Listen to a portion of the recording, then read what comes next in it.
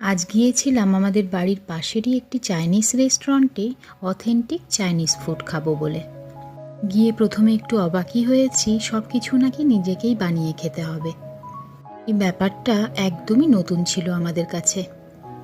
নিশ্চয়ই দেখেছেন টেবিলেই QR code দেওয়া আছে, সেটা প্রথমে স্ক্যান করে নিয়ে তারপরেই ফুড আইটেমগুলো সিলেক্ট করা যাবে।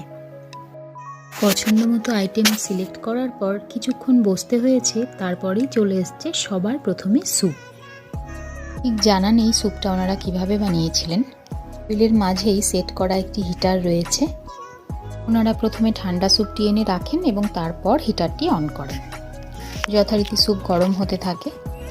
যখন আমাদের খাওয়া দাওয়া শেষ হবে, সব শেষে কিন্তু এনারা আমাদের পারমিশন নিয়ে তারপর হিটারটা অফ করবেন। আমরা দু রকমের chicken, noodles, dumplings, sweet corn এই সমস্ত কিছুই অর্ডার করেছিলাম। তবে যা কিছু এনারা দিয়েছেন কোনোটাই কিন্তু তৈরি ছিল না। এক এক করে এই স্যুপের মধ্যে দিয়ে সেদ্ধ করে তারপর খেয়েছি। সত্যি কথা বলতে সবকটা খাবারই খুব টেস্টি লেগেছে। এরকম ইউনিক একটা এক্সপিরিয়েন্স করতে আমাদের তো দারুণ লেগেছে। আপনাদের দেখে কেমন লাগলো কমেন্ট করে অবশ্যই জানাবেন।